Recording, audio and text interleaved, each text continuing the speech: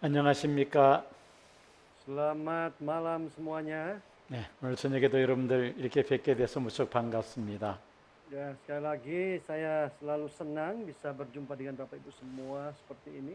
한국은 지금 상당히 덥습니다.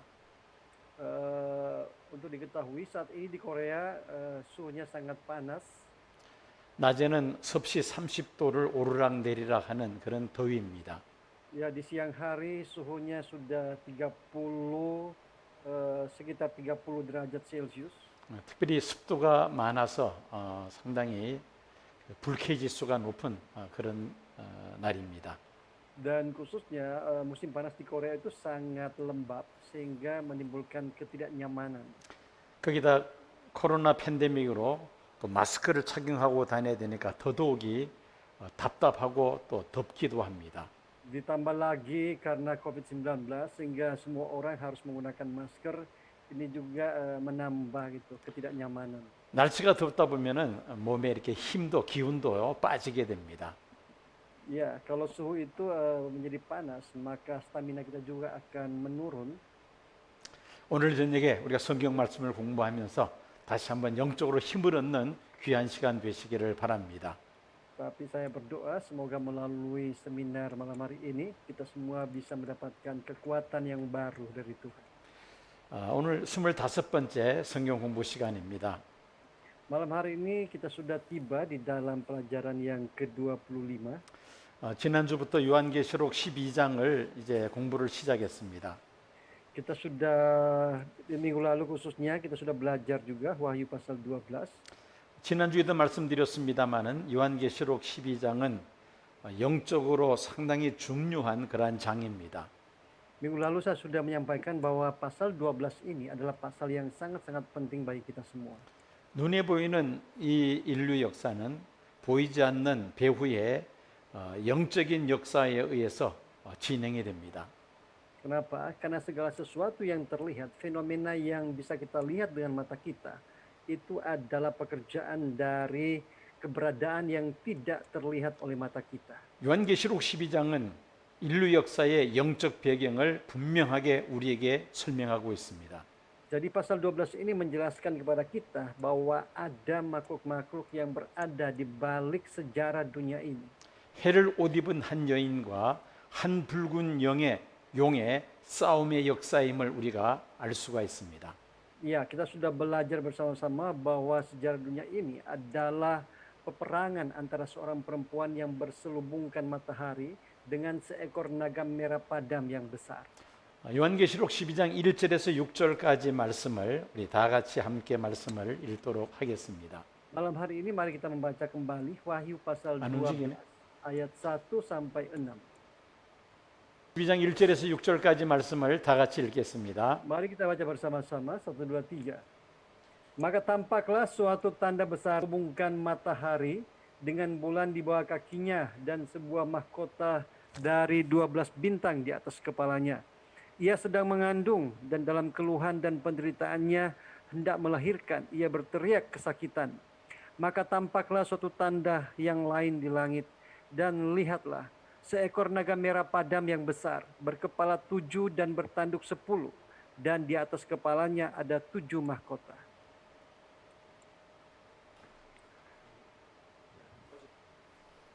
네, 읽어주십시오. Dan ekornya menyeret sepertiga dari bintang-bintang di langit dan melemparkannya ke atas bumi. Dan naga itu berdiri di hadapan perempuan yang hendak melahirkan itu untuk menelan anaknya segera sesudah perempuan itu melahirkannya. Maka ia melahirkan seorang anak laki-laki yang akan mengembalakan semua bangsa dengan gada besi. Tiba-tiba anaknya itu dirampas dan dibawa lari kepada Allah dan ke tahtanya. Perempuan itu lari ke padang gurun, di mana telah disediakan suatu tempat baginya oleh Allah, supaya ia dipelihara di situ 1260 hari lamanya. 아멘.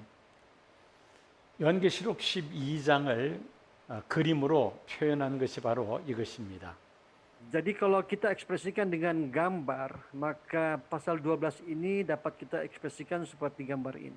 예, 위에 있는 그림은 해를 옷 입은 한 여자의 모습입니다. Di atas adalah sosok dari seorang perempuan yang berselubungkan matahari. 그리고 아래쪽은 한 큰 붉은 용이 있습니다. Sedangkan di bawah ada seekor naga merah padam yang besar. 성경에 기록된 인류의 역사는 해를 옷 입은 한 여자와 붉은 용과의 이 싸움의 역사임을 우리는 요한계시록 12장에서 발견할 수 있습니다. Melalui pasal 12 ini kita bisa mengambil kesimpulan bahwa di balik sejarah dunia ini ada seorang perempuan berselubungkan matahari dan seekor naga merah padam yang besar. 먼저 용의 모습에 대해서 살펴보겠습니다. Pertama-tama mari kita melihat seperti apa sosok dari naga ini. 3절 말씀을 보면은 용이 어떤 색깔을 띠고 있는지를 알 수 있습니다. Di dalam ayat 3 kita bisa tahu seperti apa warna dari naga ini. 3절 말씀 보면은 붉은 용이라고 표현하고 있습니다. Di dalam pasal 3 dikatakan warna merah padam. 여기서 불다는 말은 헬라어로 휘로스입니다. Di dalam bahasa Yunani itu adalah puros. 휘로스는 색깔이 심히 분노하여 살기 등등한 그런 상태를 의미합니다. Ya, kata puros dalam bahasa Yunani artinya keadaan yang sangat marah dan haus darah. 사람들을 보면은 화가 치밀어 오르면은 얼굴이 시뻘개지는 사람이 있습니다. Ya, ada orang-orang yang ketika dia marah maka wajahnya itu berubah menjadi merah padam. 마찬가지로 용의 색깔이 살기 등등한 시뻘건 색깔이라는 것입니다. Seperti inilah ekspresi bagi naga yang sedang haus darah ini. 요한계시록 17장에 붉은 빛 짐승이 또 하나 등장합니다. Di dalam Wahyu pasal 17 ayat 3 juga muncul seekor binatang berwarna merah ungu. 요한계시록 17장에서 붉은 빛 짐승은 이 불타는 그 단어가 헬라어로 코키노스라고 되어 있습니다. Di dalam pasal 17 ayat 3, warna merah ungu itu adalah kokinos di dalam bahasa Yunaninya. 이 코키노스는 사치가 극에 달한 화찬란한 모습을 가리킵니다. Ini merujuk kepada penampilan yang berada di puncak kemewahan atau keindahan. 12장의 붉은 용과 17장의 붉은빛 짐승 색깔은 붉은데 12장의 용은 심히 분노한 상태를 말하며 17장의 붉은빛 짐승은 사치스러운 그러한 모습을 말하고 있습니다. Ya, dua binatang, yang satu merah padam, yang satu merah ungu. Yang satu dalam keadaan merah, yang satu berada dalam puncak kemewahan dan keindahan. 사도 요한이 본 용의 모습을 좀 더 자세히 살펴보겠습니다. Kita melihat seperti apa rupa dari naga yang dilihat oleh Rasul Yohanes. 머리가 7개입니다. Dikatakan bahwa kepalanya ada 7. 여러분들 그림에서 보는 저 용의 머리가 몇 개인지 한번 세어보시기 바랍니다. Coba Bapak Ibu hitung berapa kepala dari naga yang ada di gambar ini. 용은 곧 마귀 사탄을 가리킵니다. Jadi naga itu merujuk kepada iblis, kepada Satan. 요한계시록은 7머리 용이 등장합니다. Jadi di sini Yohanes melihat ada kepala berkepala 7. 여러분 태국을 가면은 그 유명한 오래된 사찰에 그 9머리 그 머리가 9개인 그런 그 뱀이 있고 또 머리가 7개인 그런 뱀도 볼 수가 있습니다. Kalau kita pergi ke Thailand, di sana di semacam kuil atau vihara-vihara yang sudah lama, di situ biasanya dipajang semacam patung ular yang berkepala 7. 자, 이 불교에서 그 용을 그린 그 용의 상 밑에 아래 칸에 보면은 어떤 그 승려가 고승이 수도하고 있는 그런 모습의 그 불상을 우리 볼 수 있습니다. Dan biasanya di bawah patung-patung ular berkepala 7 seperti ini, di bawahnya itu ada gambar Buddha yang sedang bersemedi. 승려가 수도를 하고 있는데 그 승려 뒤에는 7머리를 한 그 용이 그 위에 머리를 이렇게 내리뜨리고 있는 그런 불상을 태국 가면은 쉽게 볼 수 있습니다. Jadi kalau kita ke Thailand, kita mudah menemukan ada para bisu-biksu yang sedang bersemedi, yang sedang berdoa bertapa, dan di belakangnya itu ada ular yang menyulurkan kepalanya ke depan. 태국에 가서 그 불상을 보면서 불교의 영적 배경이 어떠한지를 우리가 추측해 볼 수가 있습니다. Jadi dengan melihat hal seperti ini, kita bisa mengetahui apa latar belakang daripada agama Buddha. 용은 실제로 존재하지 않는 짐승입니다. Jadi binatang ini adalah semacam menunjukkan roh apa yang ada di balik sesuatu. 근데 놀라운 것은 서양도 그렇고 동양도 그렇고 그 용과 관련된 그런 신화들이 많이 있습니다. Tapi masalahnya bahwa mitos dari naga ini bukan hanya ada di satu negara saja. Baik di timur maupun barat semua memiliki mitos tentang naga ini. 실제로 존재하지는 않지만은 그러나 영적 영향력을 미치는 그 영적 존재라는 것을 우리가 알 수가 있습니다. Meskipun naga sebenarnya adalah binatang fantasi, tetapi sebenarnya dari sini kita bisa melihat apa yang ada di balik sejarah dunia ini. 성경에서 용은 마귀 또는 사탄을 가리킵니다. Sekali lagi Alkitab menjelaskan, mengajarkan bahwa naga ini adalah merujuk kepada iblis atau kepada Satan. 그 머리가 7개라는 것을 여러분들이 유념하시기 바랍니다. Jadi kita harus mengingat baik-baik di sini bahwa dia berkepala 7 그리고 이 용의 머리에는 10개의 뿔이 있습니다. dan juga bertanduk 10. 그리고 머리에 면류관을 썼는데 7면류관을 썼습니다. Dan di kepalanya ada mahkota, dia memakai 7 mahkota. 아주 독특한 모습의 용입니다. Jadi satu rupa atau sosok dari naga yang sangat unik.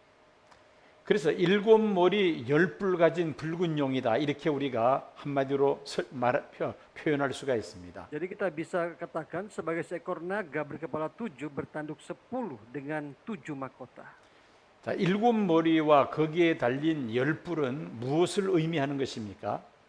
Seekor naga merah dengan 7 kepala dan 10 tanduk. Apa maksud daripada perkataan ini? 요한계시록 17장 9절에서 13절까지 7머리 10뿔에 대해서 설명하고 있습니다. Di dalam Wahyu pasal 17 ayat 9 sampai 13, di situ dijelaskan bahwa 7 kepala mewakili 7 kerajaan dan 7 raja. 7머리는 7 나라를 가리킵니다. Jadi 7 kepala adalah 7 kerajaan. 그리고 10뿔은 왕을 가리킵니다. Sedangkan 10 tanduk itu adalah 10 raja. 성경은 창세기에서 시작해서 요한계시록으로 끝이 납니다. Ya, Alkitab dimulai dari Kejadian dan berakhir dengan kitab Wahyu. 성경에서 등장하고 있는 제국을 우리가 보면은 가장 먼저 등장하는 제국이 애굽입니다. Kalau kita melihat kerajaan-kerajaan yang muncul dalam Alkitab, yang paling pertama adalah kerajaan Mesir. 그리고 두 번째 등장하는 제국이 아수르입니다. Yang kedua adalah Asyur. 그리고 세 번째가 바벨론입니다. Yang ketiga adalah Babel. 네 번째가 메데파사입니다. Selanjutnya yang keempat adalah Media Persia. 그리고 다섯 번째 제국이 헬라 제국입니다. Yang kelima adalah Yunani. 그리고 여섯 번째 제국이 로마 제국입니다. Yang keenam adalah Roma. 요한계시록 17장 9절에서 13절까지 말씀을 보면은 다섯은 망하였다라고 말씀하고 있습니다. Kalau kita melihat dalam Wahyu pasal 17 ayat 9 sampai 13 dikatakan bahwa 5 sudah jatuh. 요한계시록은 사도 요한 그러니까 예수님 십자가에 죽으시고 부활 승천하신 후에 주후 91년경에 기록된 것입니다. Wahyu adalah kitab yang dicatat oleh Rasul Yohanes pada tahun 91 setelah peristiwa kematian, kebangkitan dan terangkatnya Yesus ke surga. 그때는 로마 제국이 세계를 제패하고 있던 시대였습니다. Pada waktu itu kekaisaran Romawi adalah kekaisaran yang menguasai hampir sebagian besar negara. 사도 요한은 로마 제국 시대에 살았던 사람입니다. Dan Rasul Yohanes adalah seorang yang hidup pada zaman kekaisaran Roma. 로마 제국을 중심으로 해서 다섯 나라는 망하였다고 말하고 있습니다. Rasul Yohanes mengatakan bahwa kerajaan Roma ini sebelum kerajaan Roma ini sudah ada 5 kerajaan yang jatuh, yang hancur. 여기서 다섯 나라라는 것은 로마 제국을 중심으로 해서 그 전에 존재했던 세상 제국들을 가리킵니다. Jadi sekali lagi kerajaan ini adalah 5 kerajaan yang ada sebelumnya, sebelum Roma.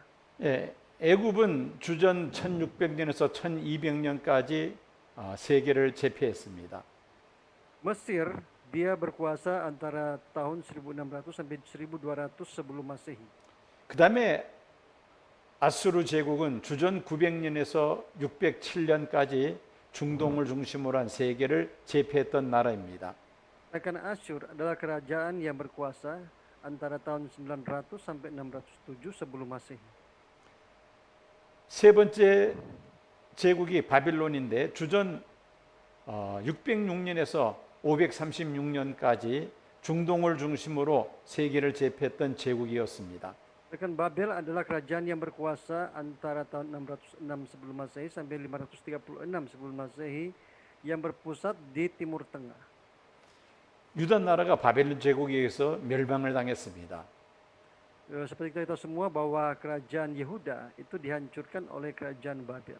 바빌론을 멸망시킨 제국이 메데파사 제국입니다. Selanjutnya muncul kerajaan baru yang menghancurkan Babel, yaitu Media Persia. 주전 536년에서 340년까지 중동을 중심으로 세계를 지배했습니다.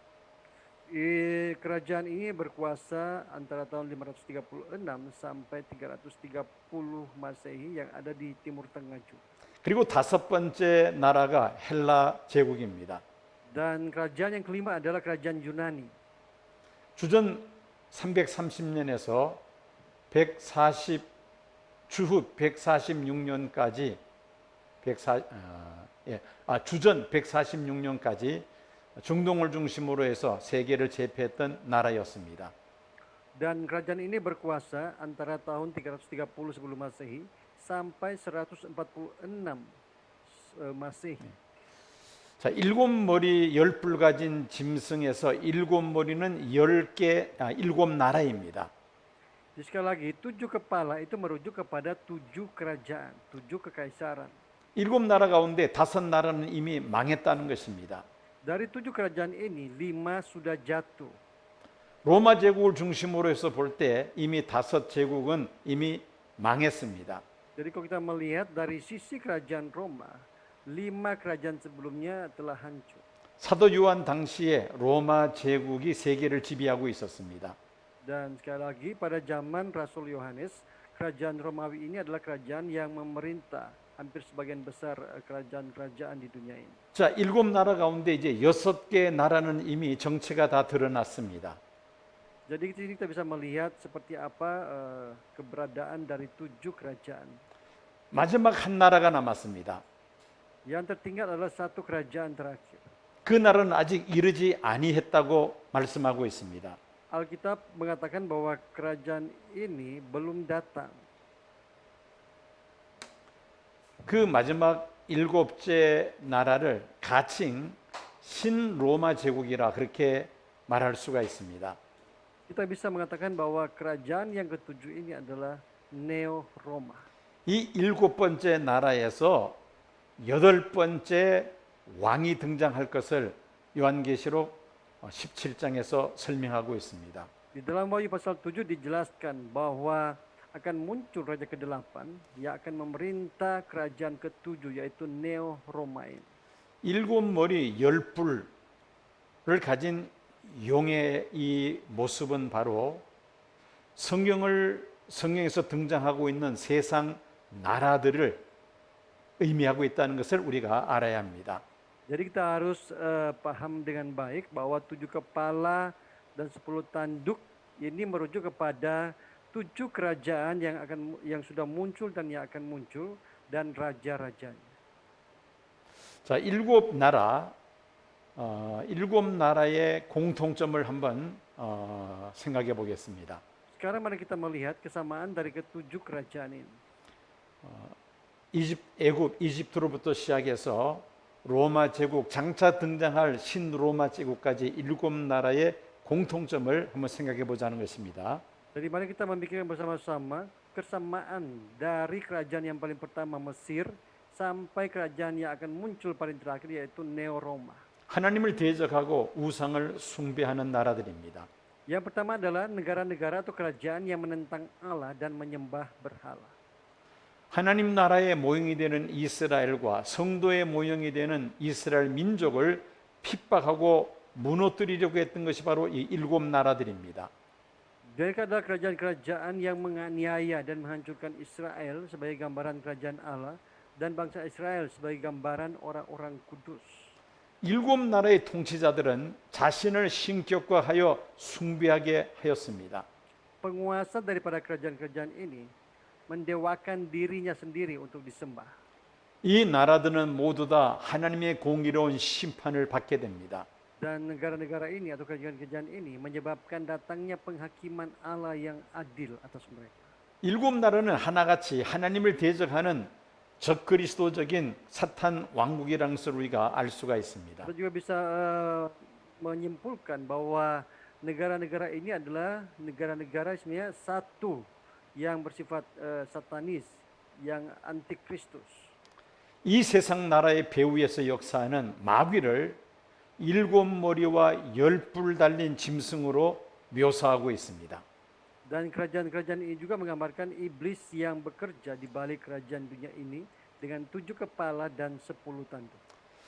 이제 4절과 9절 말씀 보면은 하늘에서 쫓겨난 큰 붉은 영을 우리가 볼 수 있습니다.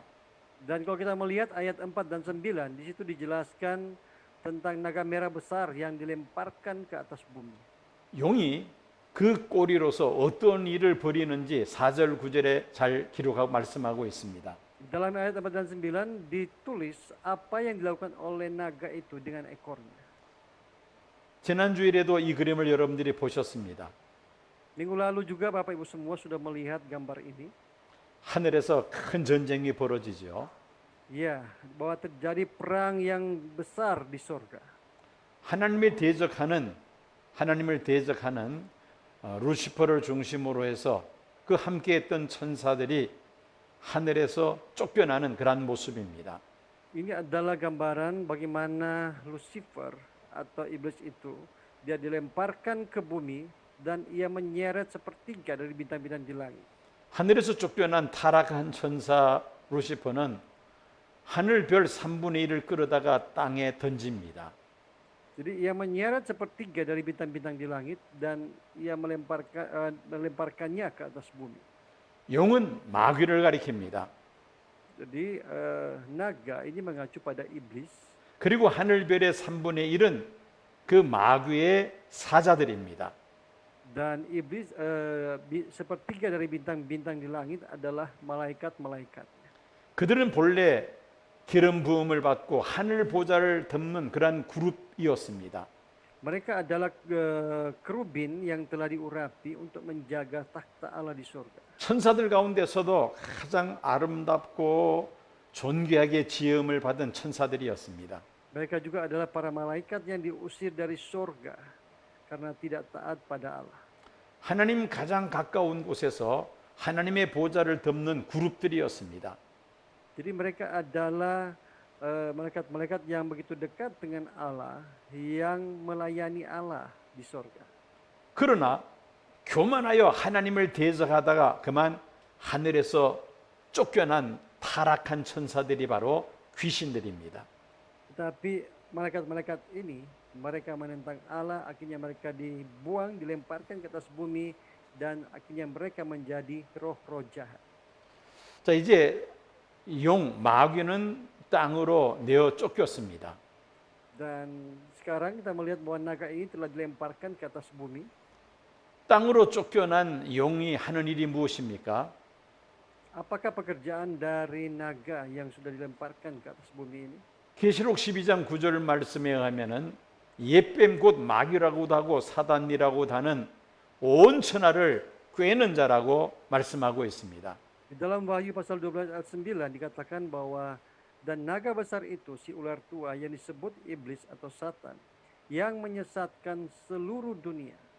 계시록 12장 7절에서 9절까지 말씀을 보면은 천사장 미가엘과의 싸움에서 패하여 그의 사자들과 함께 땅으로 쫓겨났다고 말씀합니다. Di antara Wahyu pasal 7 sampai 9, Wahyu pasal 12 ayat 1 sampai 9 dikatakan dikalahkan dalam peperangan dengan pemimpin malaikat Mikael dan dilemparkan bersama para malaikatnya ke bumi. 10절 말씀을 보면은 하나님 앞에서 성도들을 밤낮으로 참소하는 일을 이들이 하고 있습니다. Di dalam Wahyu pasal 12 ayat 10 dikatakan bahwa pekerjaan mereka adalah mendakwa orang-orang kudus siang dan malam di hadapan Allah. 13절을 보면은 교회와 성도들을 핍박합니다. Dalam ayat 13 juga dikatakan bahwa ia menganiaya gereja dan orang-orang kudus. 요한계시록 20장 10절 말씀을 보면은 이들의 최후에 대하여 말씀하고 있습니다. Sedangkan dalam pasal 20 ayat 10 dijelaskan tentang akhir mereka. 저희를 미혹하는 마귀가 불구와 유황못에 던져질 것이라고 말씀합니다. Dikatakan bahwa iblis yang menyesatkan mereka dilemparkan ke dalam lautan api dan belerang. 이것이 바로 땅으로 내어 쫓긴 용 마귀의 최후입니다. Ini adalah akhir dari naga yang telah dilemparkan ke atas bumi. 자, 우리는 하나님의 구원 방법에 대해서 한번 생각을 해봐야 합니다. Kita harus memikirkan seperti apa cara Allah menyelamatkan umatnya. 하나님께서 우리 인류를 구원하셨는데 어떤 방법으로 하나님의 인류를 구원하시냐는 것입니다. Jadi artinya kita harus berpikir bagaimana cara Allah menyelamatkan manusia yang Dia ciptakan menurut gambar dan rupanya. 창세기 1장 2장에는 하나님의 천지 창조에 대해서 말씀합니다. Di dalam Kejadian pasal 2 ayat 7 dijelaskan tentang penciptaan manusia.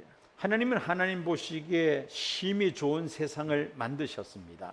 Allah telah menciptakan langit bumi dan semua yang ada di dalamnya dan Dia berkata sungguh amat baik. 창세기 2장 7절에 가면은 하나님은 사람을 지으실 때 흙으로 사람을 지으시고 생기를 불어넣으심에 생명이 되었다, 사람이 되었다고 말씀합니다. Dan dalam Kejadian pasal 2 ayat 7 dijelaskan bahwa Allah menciptakan manusia dari tanah. Setelah itu Dia menghembuskan nafas hidup ke dalamnya, lalu itu menjadi makhluk hidup, menjadi manusia. 창세기 1장 28절에 하면은 하나님이 자기 형상대로 곧 하나님의 형상대로 사람을 창조하시되 남자와 여자를 창조하셨다고 말씀합니다. Di dalam Kejadian pasal 1 ayat 28 dikatakan seperti ini. Maka Allah menciptakan manusia itu menurut gambarnya. Menurut gambar Allah diciptakannya dia. Laki-laki dan perempuan diciptakannya mereka. 하나님은 하나님의 형상을 따라서 우리 사람을 지으셨다는 말씀입니다. Ayat ini berkata bahwa Allah menciptakan manusia menurut gambar dan rupanya. 그런데 창세기 3장의 에덴 동산에 마귀, 뱀이 등장합니다. Tetapi di dalam pasal 3 dikatakan bahwa iblis yang menyamar sebagai naga ini datang memperdaya manusia. 뱀, 즉 용이 그 관계로 사람을 미혹하여 범죄케 함으로 그만 창조 질서가 깨어지고야. Hal ini ular naga memperdaya manusia untuk berdosa dan rusaklah tatanan penciptaan. 마귀가 예수님을 시험할 때에 세상 권세와 영화를 보여주면서 이것은 내게 넘겨준 것이라고 예수님께 마귀가 말을 합니다. Ketika iblis mencobai Tuhan Yesus saat Dia berpuasa 40 hari di padang gurun, waktu itu iblis berkata bahwa sebab semuanya itu telah diserahkan kepadaku. 하나님은 사람을 지으시고 존귀한 사명과 권세를 주셨습니다. Allah menciptakan manusia dan memberikan kepada mereka satu misi atau tugas yang sangat-sangat mulia. 생육하고 번성하여 땅에 충만하라고 하셨습니다. Bertambah banyaklah dan penuhilah dunia ini. 그리고 세상을 다스리라고 말씀하셨습니다. Berkuasalah atasnya. 하나님은 존귀한 권세를 사람에게 주셨습니다. Jadi Tuhan telah memberikan kepada manusia otoritas yang sungguh-sungguh mulia. 하나님의 말씀을 불순종하고 선악과를 먹음으로 인하여 이 존귀한 사명과 권세가 빼앗기고 말았습니다. Tetapi karena manusia memakan buah terlarang, maka kuasa yang Allah berikan kepada mereka itu diserahkan kepada iblis. 그래서 마귀가 예수님을 시험할 때 이 세상 권세를 가리키면서 이것은 내게 넘겨준 것이라고 그렇게 예수님께 말을 했던 것입니다. Sehingga ketika iblis mencobai Tuhan Yesus, iblis berkata kepada Tuhan Yesus, sebab semuanya itu, segala apa yang ada di dunia ini telah diserahkan kepadaku. 인간의 죄로 인하여 에덴 동산에서 추방이 되고 사단의 권세 아래 있는 세상이 되고 말았습니다. Karena manusia jatuh dalam dosa, maka manusia diusir dari Taman Eden dan mereka menjadi hamba dosa. 자, 이런 인류를 구원하시는 하나님의 구원 방법을 우리가 생각해 봐야 합니다. Jadi kita perlu berpikir bagaimana cara Allah menyelamatkan manusia yang berdosa. 창세기 3장 15절 말씀입니다. Di dalam Kejadian pasal 3 ayat 15, 우리 다 같이 함께 읽겠습니다. mari kita baca bersama-sama. 1, 2, 3. Aku akan mengadakan permusuhan antara engkau dan perempuan ini, antara keturunanmu dan keturunannya. Keturunannya akan meremukkan kepalamu dan engkau akan meremukkan tumitnya. 하나님께서 뱀에게 하신 말씀이죠. Ini adalah perkataan Allah kepada ular. 뱀으로 하여금 여자와 원수가 되게 하시겠다고 말씀하셨습니다. Allah berkata bahwa ia akan mengadakan permusuhan antara ular dan keturunan perempuan ini. 뱀의 후손도 여자의 후손과 원수가 될 것이라고 했습니다. Bahwa keturunan ular dan keturunan perempuan juga akan bermusuhan. 여자의 후손은 뱀의 머리를 상하게 할 것이라고 말씀하십니다. Keturunan perempuan akan meremukkan kepala ular. 뱀은 여자의 후손의 발꿈치를 상하게 할 것이라고 말씀하셨습니다. Dan ular akan meremukkan tumitnya. 예수님의 십자가의 죽음과 부활을 예언한 말씀이죠. Ayat ini sebenarnya nubuatan tentang kematian Yesus Kristus di kayu salib. 마귀는 예수님을 십자가에 못 박았습니다. Di kayu salib sepertinya iblis berhasil menyalibkan Tuhan Yesus. 예수님을 십자가에 못 박음으로 인하여 완전히 마귀가 승리한 것으로 그렇게 착각을 합니다. Iblis berpikir bahwa dia telah menang saat Yesus disalibkan. 사흘째 되는 날 예수님께서 부활하심으로 사망의 권세를 가진 마귀의 머리를 깨뜨리고 말았습니다. Tapi pada hari ketiga Tuhan Yesus bangkit dari kematian dan dia meremukkan kepala ular. 예수의 이름 앞에 마귀는 꼼짝을 못합니다. Dan ini membuat iblis tidak bisa berbuat apa-apa di hadapan nama Yesus Kristus. 마태복음 10장 34절을 보면은 예수님께서 세상에 화평을 주러 온 것이 아니라 검을 주러 오셨다고 말씀하셨습니다. Di dalam Matius pasal 10 ayat 34 dikatakan seperti ini. Aku datang bukan untuk membawa damai melainkan pedang. 자, 여기서 우리가 자세히 좀 생각해 봐야 될 것이 하나 있습니다. Kita harus berhati-hati menafsirkan ayat ini. 하나님의 구원 방법입니다. Ini merupakan cara Allah menyelamatkan manusia. 하나님의 구원 방법은 마귀와 사람이 하나 된 것을 갈라놓아서 서로 원수가 되게 하시는 것입니다. Cara keselamatan Tuhan adalah dengan memisahkan iblis dan manusia dari menjadi satu dan mengadakan permusuhan di antara mereka. 사람이 마귀와 하나가 되면은 결국은 영원히 멸망할 수밖에 없습니다. Kalau manusia menjadi satu dengan iblis, maka manusia akan binasa selama-lamanya. 하나님은 서로가 원수가 되게 하시고 갈라놓으시고 그리고 우리 사람을 구원하십니다. Tetapi Allah membuat manusia terpisah dari iblis supaya ia dapat menyelamatkan manusia. 십자가로 마귀의 일을 예수님은 멸하러 오셨다고 요한 1서 3장 8절에 말씀하고 있습니다. Di dalam 1 Yohanes pasal 3 ayat 8 dikatakan bahwa Yesus datang untuk menghancurkan perbuatan-perbuatan iblis di kayu salib. 이것이 바로 하나님의 구원 방법입니다. Ini adalah cara Allah menyelamatkan manusia. 많은 사람들이 좋은 게 좋다는 그런 이야기를 하면서 늘 적당하게 불의와 타협하면서 살아갑니다. Banyak orang-orang percaya mereka hidup sambil berkompromi dengan dosa. 기독교 복음은 선과 악이 분명합니다. Tetapi Injil mengajarkan bahwa ada perbedaan besar antara kejahatan dan kebaikan. 하나님은 마귀와 사람이 서로 원수되게 하십니다.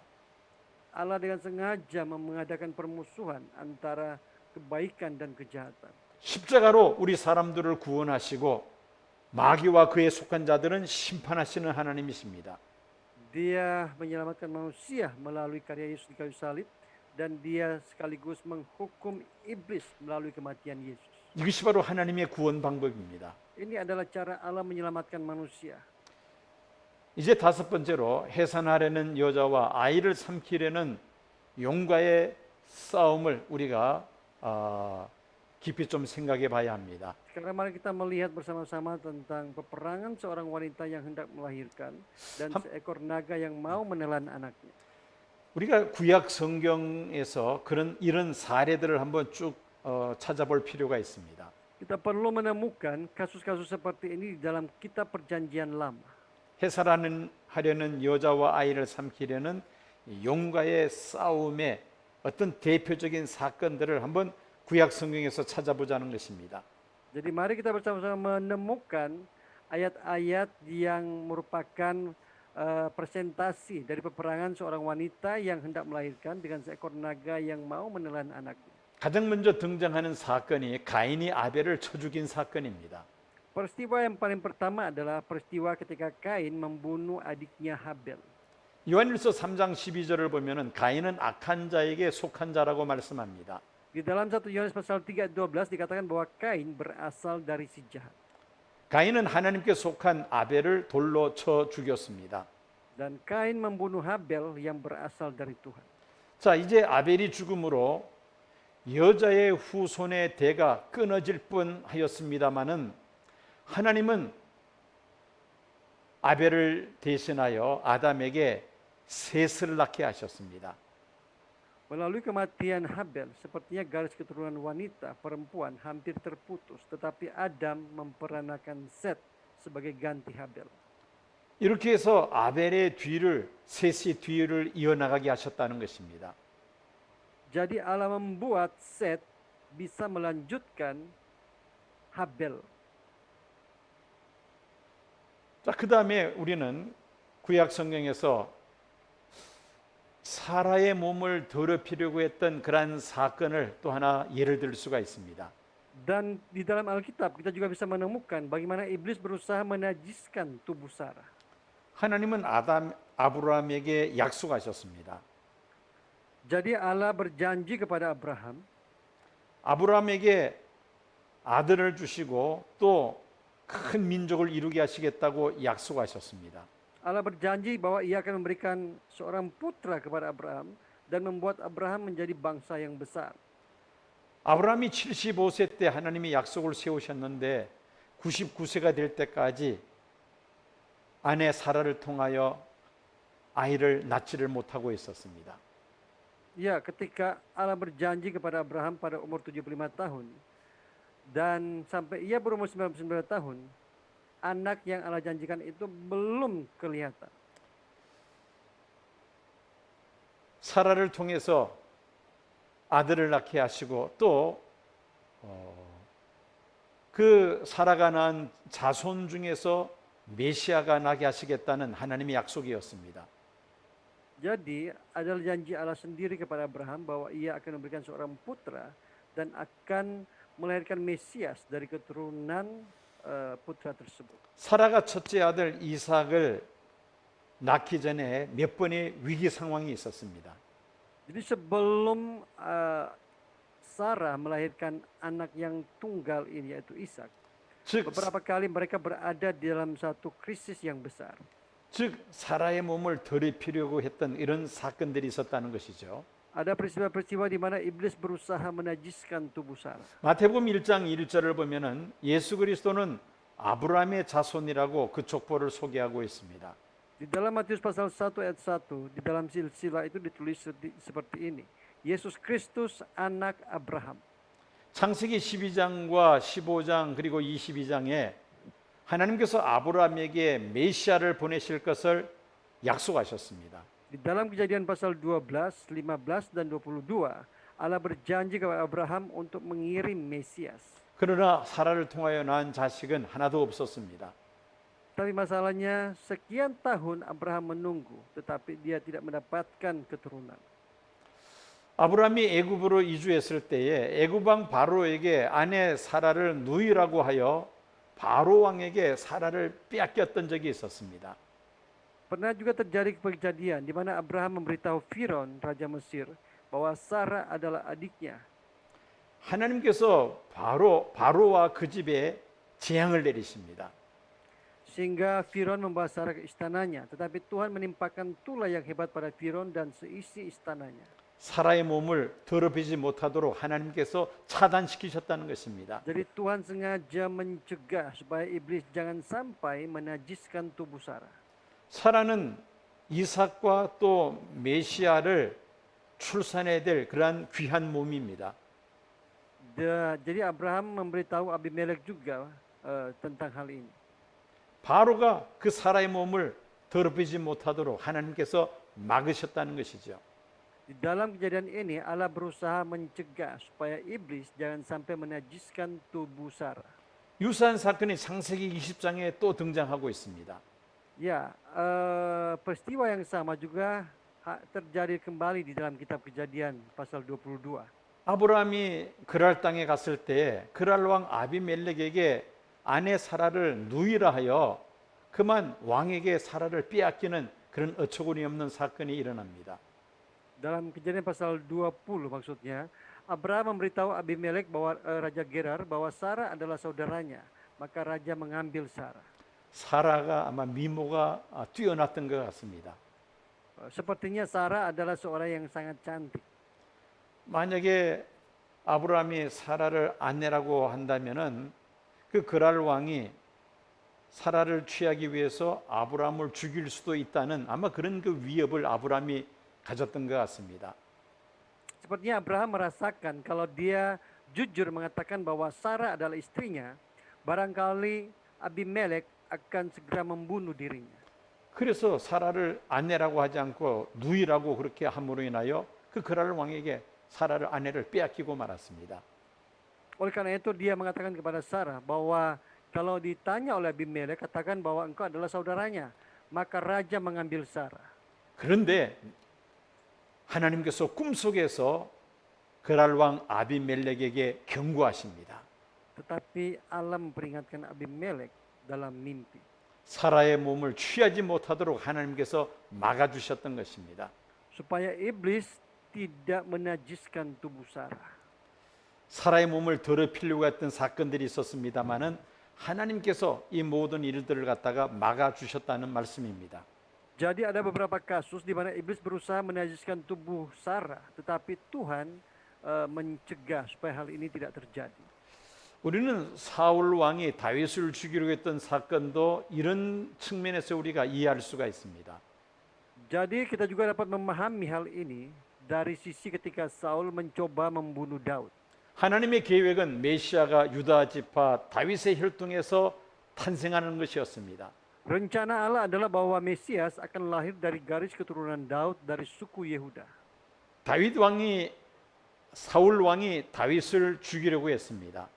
Dan beberapa kali Saul mencoba untuk membunuh Daud. 이유는 사울이 자기 아들 요나단이 왕위를 이어받는 것이 아니라 다윗이 자기 뒤를 이어서 왕이 된다는 사실을 알고는 다윗을 시기하고 미워하여 죽이려고 했던 것입니다. Alasannya kenapa Saul ini membunuh Daud, karena dia tahu bahwa setelah dia meninggal bukan Yonatan anaknya yang akan melanjutkan pemerintahnya, tetapi si Daud. 이것은 사울 왕의 입장에서 다윗을 죽이려고 했던 이유입니다. Ini adalah alasan Saul membunuh Daud dari sisi Saul ya. 우리는 이 사건을 영적으로 그 배후, 영적인 배후를 우리가 더 확대해서 해석한다면은 유다 지파의 다윗의 혈통에서 메시아가 탄생할 것으로 창세기 49장에 예언되어 있는데 그 메시아의 혈통을 막으려는 사탄의 역사로 우리가 확대해서 해석할 수가 있습니다. Tapi kalau kita melihat ini, menafsir ini secara roh, maka kita bisa melihat bahwa ini adalah usaha iblis untuk mencegah agar Mesias tidak lahir dari suku Yehuda. 다윗이 위기 상황이 여러 번 있었습니다. Jadi Raja Daud ini berada di dalam beberapa kali krisis dalam kehidupannya. 하나님께서 그때마다 다윗의 생명을 지켜주셔서 후에 다윗이 이스라엘의 왕이 됩니다. Tapi dalam setiap kasus Allah selalu menjaga dan melindungi Daud ini. 그리고 다윗의 자손을 통해서 메시아가 탄생합니다. Sampai dia menjadi raja dan akhirnya keturunannya melahirkan Mesias. 자, 이렇게 하나님의 구원 역사라는 관점에서 큰 틀에서 이런 구약에 있는 사건들을 우리가 쭉 이어 내려가면서 연결해서 생각해 볼 필요가 있습니다. Jadi kita bisa melihat seperti ini, bagaimana rancangan Tuhan untuk memberikan seorang penyelamat bagi umat. 여러분 에스더서를 보면은 그 하만이 유대인을 멸절시키려는 그런 음모가 있었다는 것을 여러분들이 잘 알고 있습니다. Bapak Ibu semua sudah tahu kalau kita membaca kitab Ester, di mana Haman berusaha untuk memusnahkan semua orang Yahudi pada waktu itu. 사탄은 페르시아의 아하수에로 왕 신하 하만을 통해서 유대인들을 완전히 말살시키려고 했습니다. Jadi setan pernah mencoba untuk memusnahkan orang-orang Yahudi melalui Haman, seorang hamba Ahasiweros, raja Persia waktu itu. 하나님은 에스더를 통해서 유다 민족을 구원해 주십니다. Tapi Allah menyelamatkan orang-orang Yahudi melalui Ester, sang ratu. 하만이 모르드게를 매달고자 한 나무에 오히려 자기가 매달려서 죽는 그런 일이 벌어집니다. Justru Haman meninggal dengan cara diculah pada tiang yang dibuatnya untuk menyulah Mordekai. 마귀는 하만을 통해서 페르시아 제국에 살고 있는 유대인들을 완전히 말살시키려고 했습니다마는 하나님은 에스더를 통하여 그 유다 백성들을 구원해내십니다. Meskipun setan mencoba untuk memusnahkan orang-orang Yahudi melalui Haman, tetapi Allah justru memakai Ester untuk menculakkan atau membunuh Haman yang dipakai oleh iblis ini. 이제 신약 성경으로 넘어가 보겠습니다. Sekarang kita masuk ke kitab perjanjian baru. 헤롯이 아기 예수를 살해하려고 시도를 했었습니다. Herodes pernah beberapa kali membunuh bayi Yesus. 동방박사를 통해서 그 유대인의 왕이 탄생했다는 이야기를 들은 헤롯 왕은 그 동방박사가 말했던 그 아기 탄생의 날짜를 기점으로 해서 그 남자 아기들 베들레헴 주변에 살고 있는 남자 아기들을 전부 다 몰살하는 그런 끔찍한 사건이 있었습니다. Setelah mendengar dari orang-orang Majus bahwa telah lahir seorang raja baru, maka pada saat itu Herodes langsung menyuruh untuk membunuh semua bayi-bayi yang berumur 2 tahun ke bawah. 이 사건의 영적 배경을 보면은 마귀가 메시아를 없애려는 그런 시도라고 우리가 해석할 수 있습니다. Kita bisa menafsirkan bahwa usaha-usaha ini adalah usaha setan untuk membunuh Mesias. 사탄은 로마 제국의 분봉왕 헤롯을 통하여 아기 예수를 제거하려고 했습니다. Jadi setan pernah mencoba membunuh bayi Yesus melalui Herodes, yaitu raja wilayah dari kekaisaran Romawi. 하나님은 요셉에게 아기 예수를 데리고 이집트로 피신케 하였습니다. Tetapi malaikat Tuhan menyuruh Yusuf untuk mengambil bayi Yesus dan menyingkir ke Mesir. 이집트 성지 순례를 가면은 아기 예수 피난 교회라는 기념 예배당이 있습니다. Kalau kita pergi ke Mesir, di sana ada satu gereja yang bernama Gereja Penyingkiran Bayi Yesus.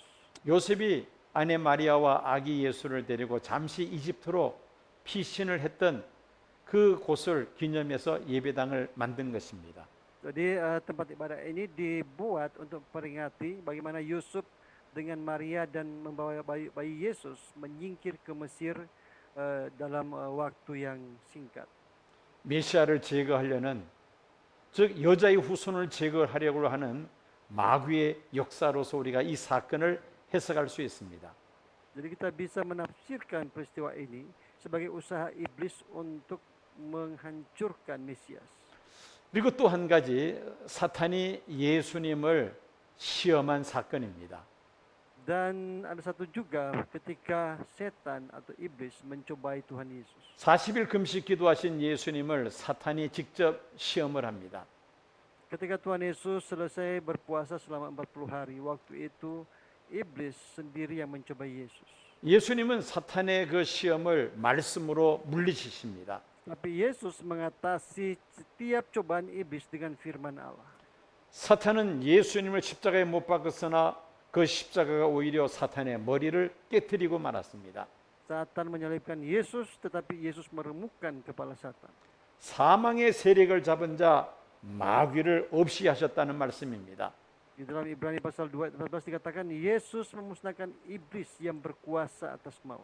골로새서 2장 14절 15절 다 같이 읽어 주십시오. Kita baca Kolose 2 ayat 14 sampai 15. Dengan menghapuskan surat hutang dan itu ditiadakannya dengan memakukan pada kayu salib. Ia telah melucuti pemerintah-pemerintah dan penguasa-penguasa dan menjadikan mereka tontonan umum dalam kemenangannya atas mereka. 자, 이런 세상에서 살고 있는 성도들의 삶입니다. Ini adalah kehidupan orang-orang kudus yang sedang hidup di tengah-tengah dunia yang seperti ini. 누가복음 4장 6절과 요한일서 5장 19절을 보면은 이 세상은 마귀에게 속해 있는 세상이라고 말씀하고 있습니다. Jadi di dalam Lukas pasal 4 ayat 6 dikatakan bahwa dunia ini berada di bawah kuasa si jahat. 요한일서 5장 19절을 다 같이 읽어 주십시오. Mari kita baca 1 Yohanes 5 ayat 19, 1, 2, 3. Kita tahu bahwa kita berasal dari Allah dan seluruh dunia berada di bawah kuasa si jahat. 예수님께서 세상에 오신 목적이 무엇입니까? Apakah tujuan Tuhan Yesus datang ke dunia ini? 마태복음 1장 21절 보면은 자기 백성을 그 죄에서 구원할 자가 바로 예수님의 이름의 뜻임을 설명하고 있습니다. Di dalam Matius 1 ayat 21 dijelaskan arti nama Yesus, yaitu Dialah yang akan menyelamatkan umatnya dari dosa mereka. 예수님이 세상에 오신 것은 자기 백성을 그 죄에서 구원하시기 위함입니다. Dia datang ke dunia ini untuk menyelamatkan umatnya dari dosa mereka. 사도행전 26장 18절 다 같이 읽어 주십시오. Kita baca Kisah Para Rasul pasal 26 ayat 18, 1, 2, 3. Untuk membuka mata mereka supaya mereka berbalik dari kegelapan kepada terang dan dari kuasa iblis kepada Allah. 예수님께서 이 세상에 오신 목적입니다. Ini adalah tujuan Tuhan Yesus datang ke dunia ini. 우리의 영안을 뜨게 해서 어두움에서 빛으로 나오게 하시기 위함입니다. Untuk membuka mata rohani kita supaya kita berbalik dari kegelapan kepada terang dan dari kuasa iblis kepada Allah. 사탄의 권세에서 하나님께로 돌아가게 하기 위하여 예수님이 세상에 오셨다는 말씀입니다.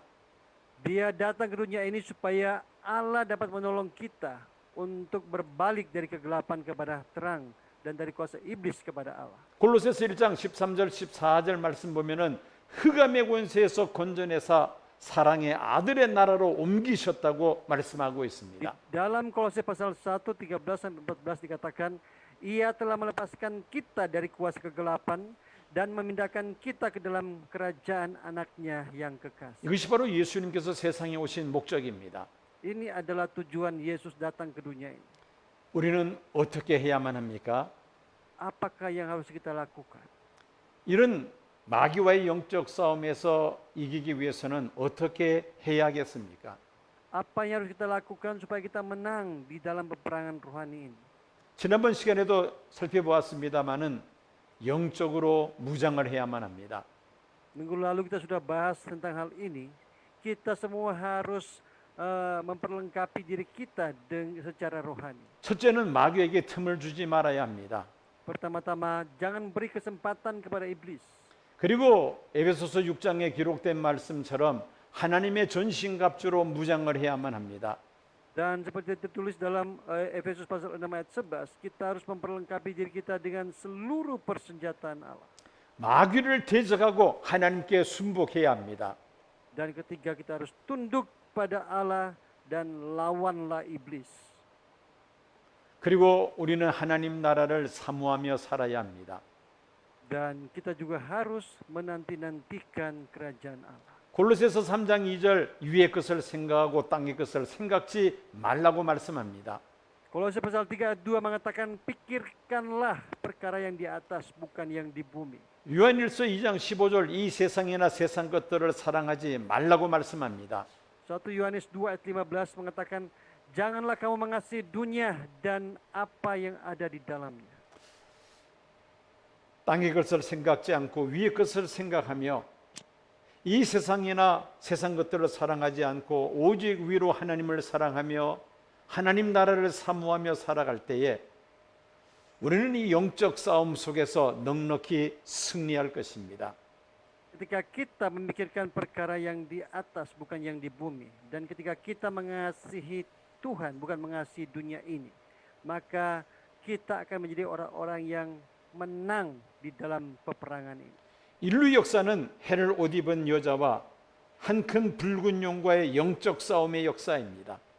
Jadi sejarah dunia ini adalah sejarah peperangan antara seorang perempuan yang berbajukan matahari dan seekor naga besar merah.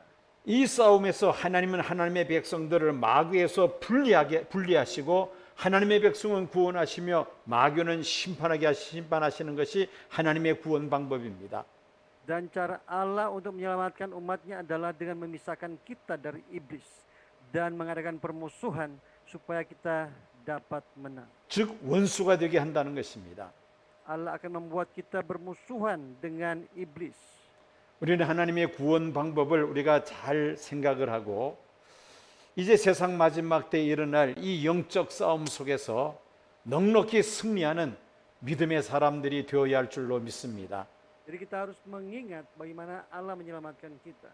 Dan dengan hal ini kita diingatkan bagaimana kita bisa menang di tengah-tengah peperangan yang semakin gencar pada zaman ini. 기도하겠습니다.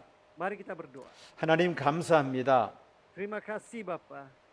우리가 살고 있는 이 세상의 영적 배경에 대해서 우리가 말씀을 통하여 다시 한번 깨닫습니다.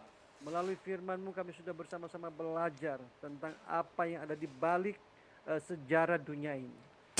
마귀는 할 수만 있으면 택한 자라도 미혹하여 믿음에서 떨어지게 하려고 우는 사자같이 두루다니며 삼킬 자를 찾는 그런 세상에 우리가 살고 있습니다. Kami sedang hidup di tengah-tengah dunia di mana iblis, yaitu lawan kami, dia berjalan berkeliling untuk menemukan orang-orang yang bisa ia telan. 영적으로 무장하여 이 영적 싸움에서 능히 이기는 자가 되게 하여 주옵소서. Tolong kami agar kami terus memperlengkapi diri kami dengan seluruh perlengkapan senjata Allah dan menjadi pemenang-pemenang di hadapan Tuhan. 위의 것을 생각하며 하나님 나라를 사모함으로 인하여 모든 유혹을 예수의 이름으로 물리치게 하여 주옵소서. Tolong kami agar selalu memikirkan perkara yang di atas dan juga tidak mengasihi dunia ini. Dan biarlah kami Tuhan boleh menjadi pemenang-pemenang di hadapan Tuhan. 예수님 이름으로 기도드립니다. Di dalam nama Yesus kami berdoa. 아멘. Amin.